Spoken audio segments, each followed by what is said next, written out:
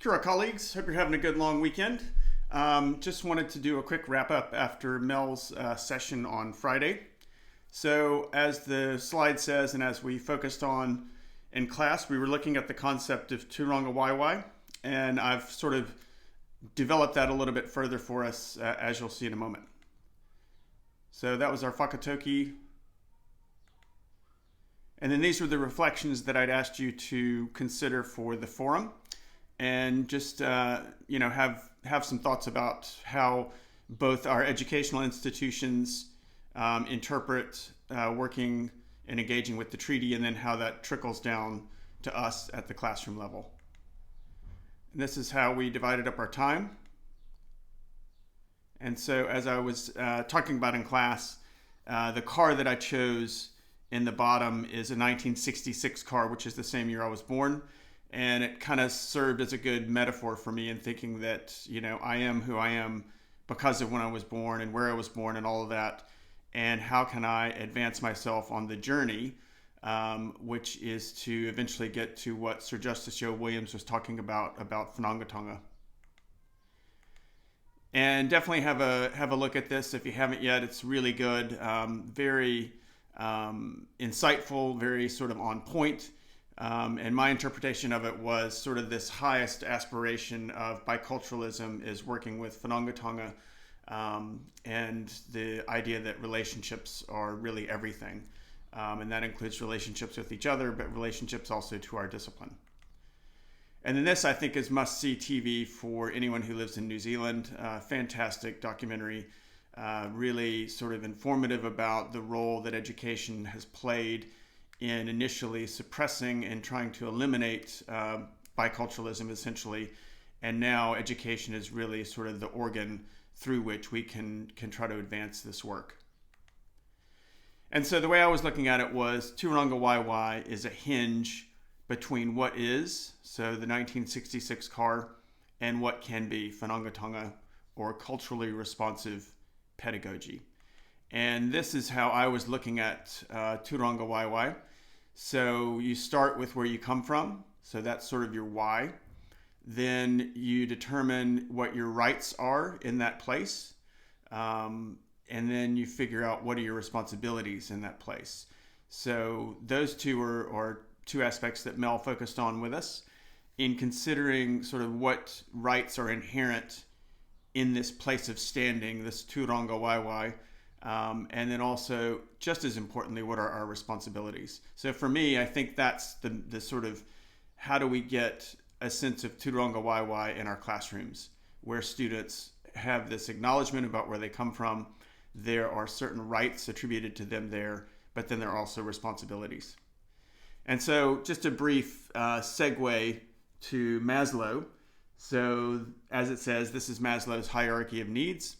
And the belief is that you cannot go higher in the pyramid without the previous level. So until your basic needs are met, you're not going to get to a point of self-actualization. And we talk about this a lot in schools, and with kids who come in hungry, cold, not having enough sleep and whatnot, and they basically aren't going to get past that purple level unless we can provide those basic needs. So this inspired me to think about Turanga Waiwai. And so I came up with this culturally responsive pedagogy hierarchy of needs. So the way I was thinking about this is that at a base level, this is stuff we can do. So at a very base level, we can do a mihi. And we can have our students do a mihi either individually if the number permits, or if it's too big a class, a mihi with each other. Just some kind of acknowledgement about who you are.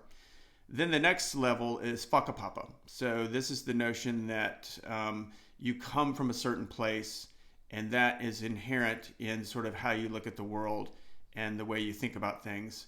And Sir Justice Joe Williams said, a Maori person without whakapapa is like a capitalist without a dollar. So it's absolutely essential. Then we get to sort of this hinge. So if you can sort of work through in your class an acknowledgement of mihi, an acknowledgement of whakapapa, then you get to this Turanga Waiwai, where it's a two-way street. So there are rights and there are responsibilities. And so you see this sometimes in school classrooms where they have like a code of conduct that they come up with together as a class. And it's kind of like the same thing. What are the rights and responsibilities within your classroom for your students?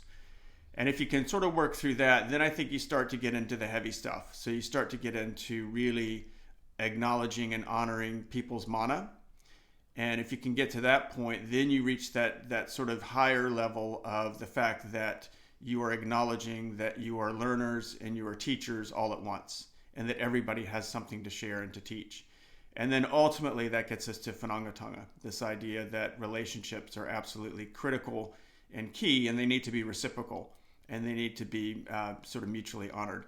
And the colors in my pyramid are the same colors that are used in the Rehua building, and they are very intentional. So the red clay one where the mihi is, that is our ground level floor. That's the color in our floor, and then we work ourselves up to the sky. So just have a think of this, and think of it as a tool to possibly use. And so I just did this with the pyramid. But if you think about the two of the three professors that we saw, the one from MIT, where he essentially gave a mihi, and he essentially established his whakapapa, because he spent a good bit of time at the beginning of class telling us who he was and where he came from. And then if you think of the Stanford professor, who came in and he started to ask the students questions and was sort of polling them. How many of you believe in this? How many of you believe in that? Da da da da da. He was really creating a space for Tūranga Waiwai. He was saying right when he came in, your responses matter.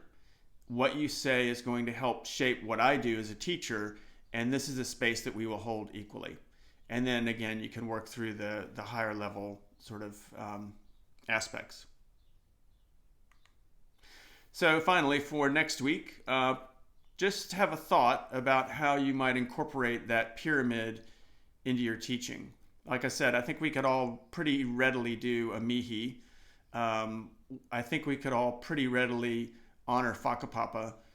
And then it's when you get to the Tūranga Waiwai where you might have to think about things differently in your classroom.